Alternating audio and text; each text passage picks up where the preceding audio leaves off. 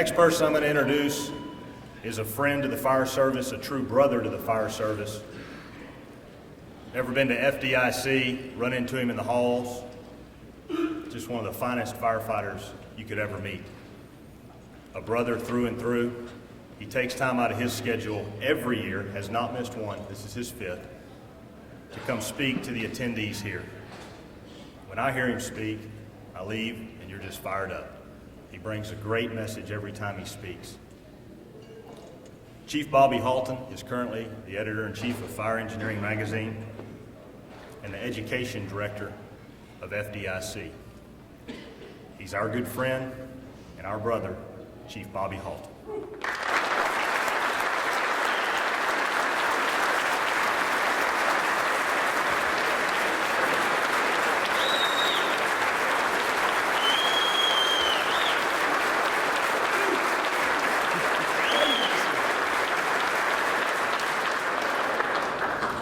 I love you guys and gals. I love the gals more, no offense. You know, while I fire up the Wayback Machine here, I just want to take a second and just a thought was racing through my mind while we were sitting there this morning, and it feels like such a celebration. It's so joyous here, and it reminds me of Christmas, and I remember thinking back when raising my twins, and one night they were praying before Christmas, and down on their knees by their little beds, and Dean was going, "And God, I want a new truck, and God, I want a new G.I. Joe, and God," and his brother Ryan said, "Dean, what's wrong with you? Why are you yelling like that? God's not deaf." He says, "No, but the old man is." This joyous noise that you're making these next few days is going right to God, because he loves you, and I know he can hear you, and when you play, he hears you. So it's so great to be back in Texas where we can talk about God. You know, I got to speak occasionally on the left and right coast, and I say things like God and country, and people sneer, and I throw shit at them.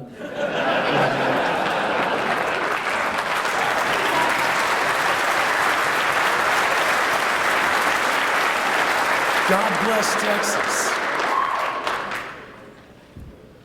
The following is a quote from Sergeant Major Glenn E. Morrell. "The most impressive thing about any army is the individual soldier. He will always be the one responsible for taking and holding the ground in support of our foreign policy, our mission, our goals and objectives. Even with advanced technology and improved equipment, the Army cannot fight and sustain and win a war without individual quality soldiers. It is just as accurate and just as clear that the most impressive aspect of the fire service is the individual quality firefighter. It is not the association, nor the department. It is not the union, nor even the company. It is the individual quality firefighter. That firefighter who, despite all odds, who despite all limitations, who despite all the risks, continues to pursue our mission, our goals of protecting citizens and property in the communities that we love and serve. But what is it that drives someone to be so committed? It's often been asked, where do we find such people? The answer is simple, really. We find them in good homes. We find them in good churches. We find them in good organizations like the Boy Scouts, the Explorers, the Girl Scouts, and at gatherings such as this.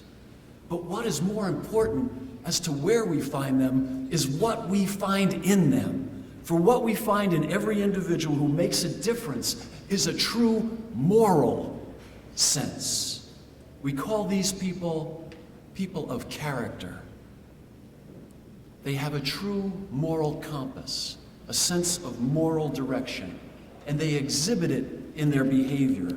And by character, we mean two things: a distinctive combination of personality traits by which someone is known, and a moral strength or integrity. For a quality firefighter, these personal qualities would be sympathy, duty, fairness, and self-control. A true sense of what is right and wrong, what is good and evil, what is needed, what is desired, and what one is responsible to contribute in order to be worthy of what we receive in return. But what is even more fascinating, when we take time to look at the lives and examples of some of those who were willing to give all when they had yet to receive much, for what they were willing to lay at the altar of freedom and service. The most significant sacrifice of all time comes to us from 1,000 men, very young men, I might add. This is the story of one of those men. The pilot was 18, or he would be in a few weeks. Where he found himself today, it was always better to round up. He had blonde hair and green eyes. And as he sat in the cockpit of his Spitfire, vibrating from the 12,000 horsepower engine roaring in front of him, he thought about his future, his life, and his country. His name was Gilbert Mason, but his friends called him Snap. As he waited to lift off, his feet tapped nervously on the metal floor, his gut was already in a knot, and his mind was awash with thoughts of places and people far away. The Spitfire that he sat in today was new, having never been in combat. It smelled new. He could smell the newness, the clean oil, the smell of metal and sulfur. But there was another smell that he could smell, the smell of perfume. It was a gift from one of the female pilots who had delivered the aircraft earlier. Being suspicious, like most pilots, he thought this was a good sign, to have a fresh bird underneath him, nonetheless one that smelled like a beautiful woman. Surely today the gods of war would smile on him, but what if they didn't? What if today he met a fiery death, or worse yet, found himself drowning in a freezing channel? He quickly pushed those thoughts out of his mind and went back to thinking about that beautiful aircraft that he found himself in at the moment. That magnificent set of guns, that fantastic engine, that ability to fly smooth and fast. Thankfully faster than the Germans. He was extremely fortunate and happy to have such a wonderful aircraft sitting behind him at the moment, for he knew that he was going into battle against something like 2,000 German aircraft, and he was part of a much smaller British response of only 12 or 15 Spitfires. The odds were never in their favor. The young British aviators knew that. The strategic plan was to outlast the Germans, not to defeat them. The only hope was to wear the Germans down and eventually have the Yanks come in and help fight off this German menace. The plan was formulated by the man in charge of the RAF fighter squadron, Commander Hugh Dowling. Commander Hugh and Prime Minister Churchill understood that there was no way that the British Royal Air Force could take on the German Luftwaffe and win in a fair fight. That the only hope for the British Isle was to win a war of attrition, a battle which would claim many young lives, lives of individual character, willing to express their fidelity to their nation and their God in acts of valor which would go unparalleled for generations yet to come. Our young pilot, Gilbert Mason, he was suddenly aware that on the runway the fighters in front of him were pushing up. The young pilot turned and faced back towards the runway. As the first two aircraft in front of him rolled across, he glanced back at the cockpit around him. He checked his instruments. Behind him, another dozen Spitfires were getting ready to take off, and every single one of those pilots were just as nervous as he was. He hadn't thrown up yet, and he wouldn't. Everyone dealt with being here a little differently. Some threw up, some tapped their feet, some smoked cigarettes until their teeth turned brown. As his turn to fire up his Spitfire, he lifted her gently into the air, straining his eyes on the horizon to try to find his enemy targets before they found him. It is so important that we understand why he was there, that we understand this young man's story. He was there by choice.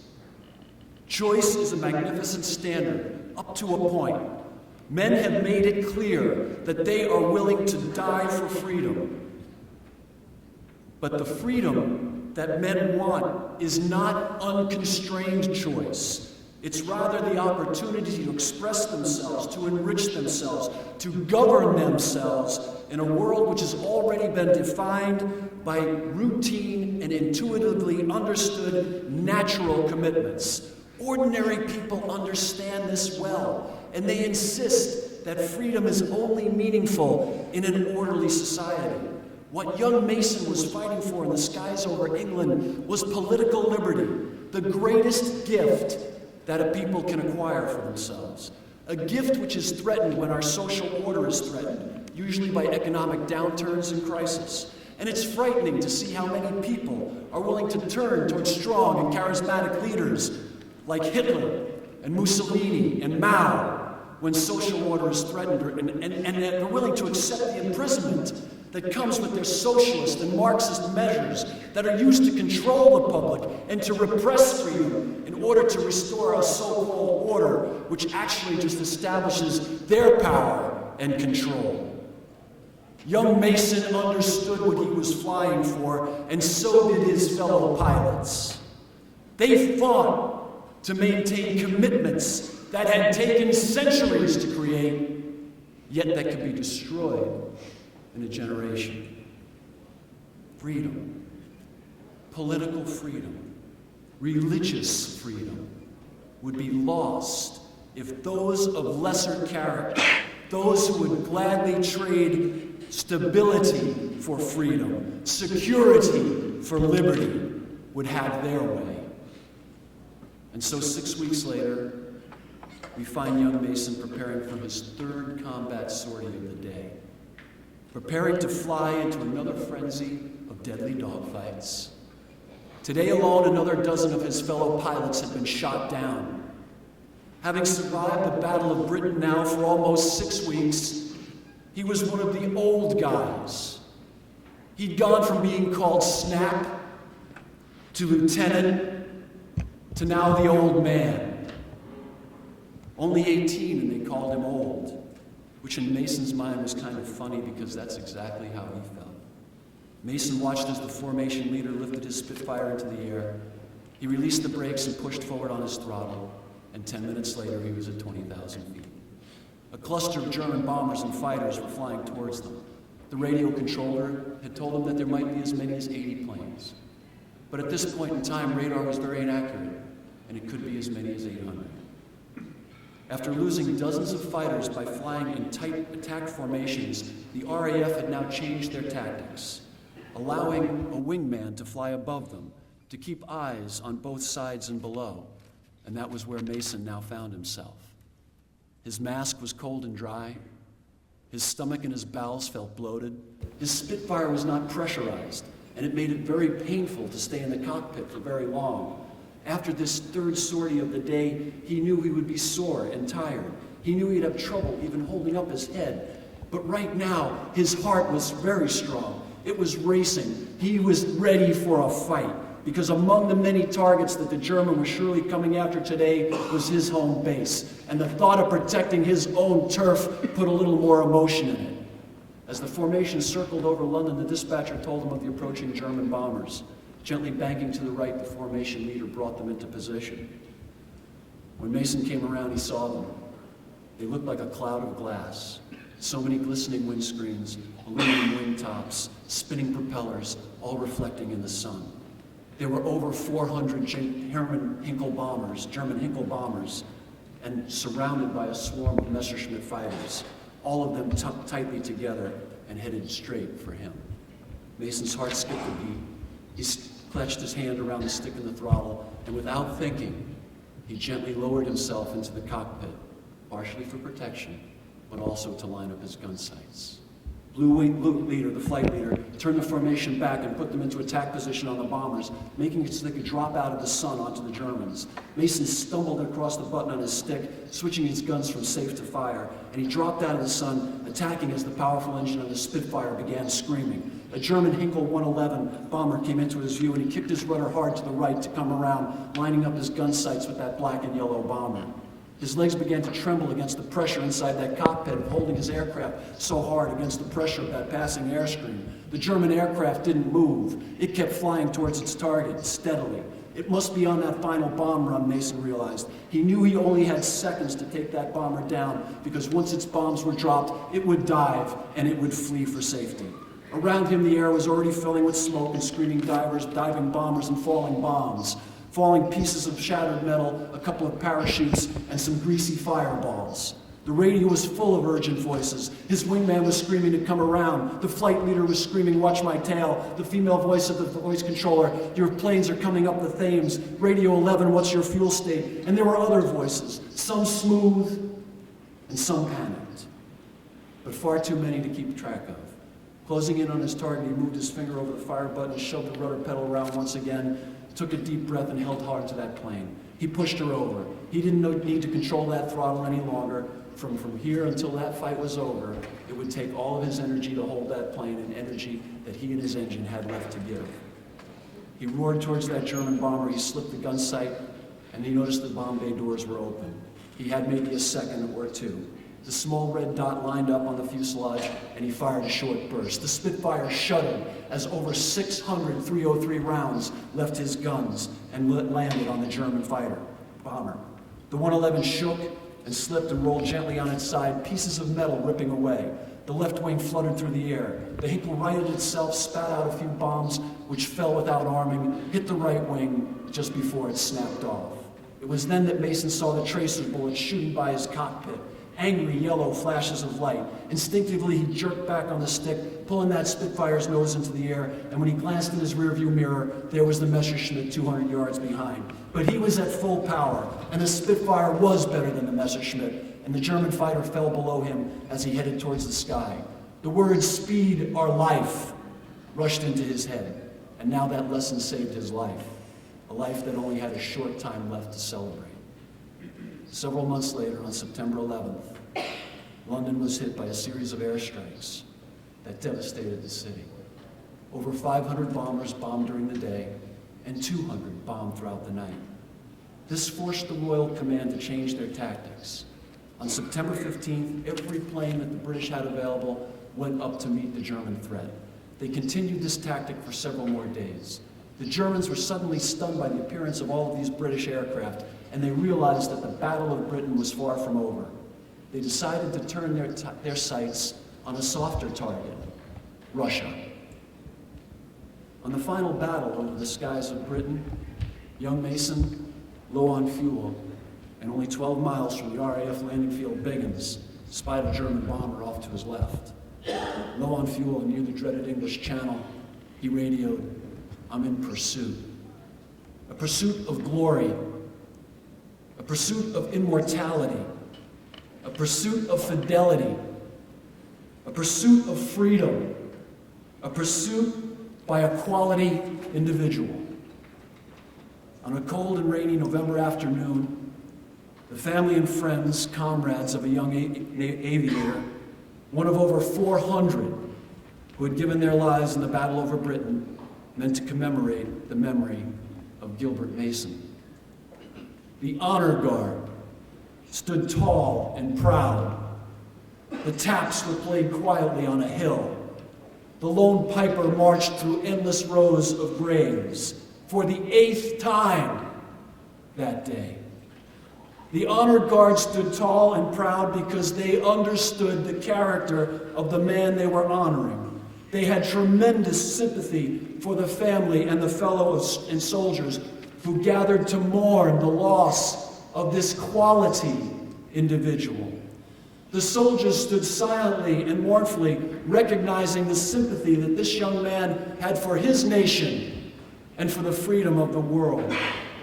The taps player, alone, wet and tired, yet proud, played beautifully, providing the same level of eloquence and beauty in his music as he had 7 times prior that morning, recognizing that in his music, fairness does not mean equal shares to all, but fairness means equal sacrifice by all, individual sacrifice. Fairness is a quality. It is not about taking from some and giving to others, but rather about all giving equally.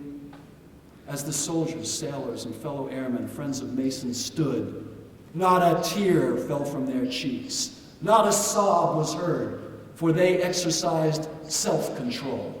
They knew that their conduct would reflect on the friend, and that their character needed to represent his character, and his character represented self-control. In his brief career as an aviator, he had learned that to control his fear and to control his desires so that he could be a more lethal weapon in the fight for individual freedom.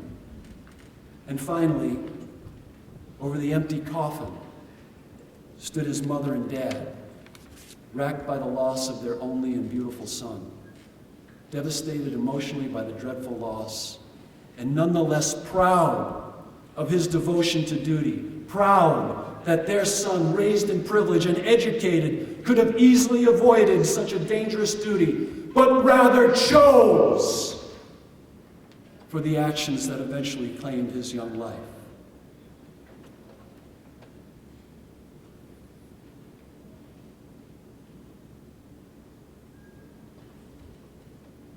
This is what you do.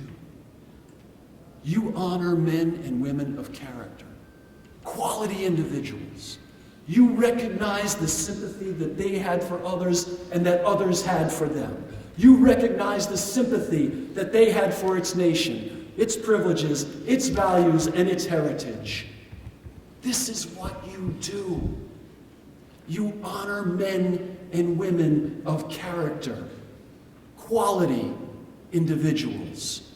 You recognize that they understand what fairness truly means, not some political talking point meant to take from some and give to others, but rather they honor the fairness, the ability to participate in shared sacrifice, a shared sacrifice that is borne equally by all, recognized by all, and given freely in equal proportion by all persons of character. Fairness in competition, fairness in promotion, fairness regardless of privilege, heritage, or rank. This is what you do. You honor men and women of character, quality individuals, men and women who recognize self-control and that being able to subjugate one's own desires and preferences in order to complete the mission is what comes first. Men and women who are able to control their fears, not fearless men and women, but men and women who are very much afraid and nonetheless go out and do what must be done in the service to others. This is what you do. You honor men and women of character, quality individuals, men and women who recognize that duty is the greatest calling of all. Duty to one's country, to one's community, to one's department, to one another is God's work. That above all, we honor ourselves, our family, our nations, our communities, when we honorably fulfill our duties, when we fulfill those duties with a steadfast eye on ever improving our capabilities, with a steadfast eye first and always on service to others.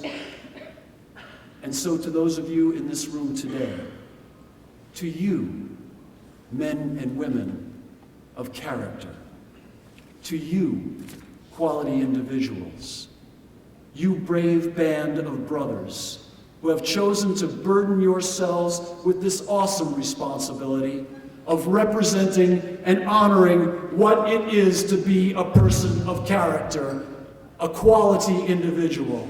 You have chosen to burden yourselves with this awesome responsibility that requires self-discipline, fairness, sympathy, and devotion to duty. You who have chosen to burden yourselves with what defines what it means to be a quality firefighter, a quality individual. You represent the best in mankind. You honor the best in mankind. You honor us all. I'm humbled to have been allowed once again to share a few simple but undeniable truths. God bless you all. And God bless the United States of America.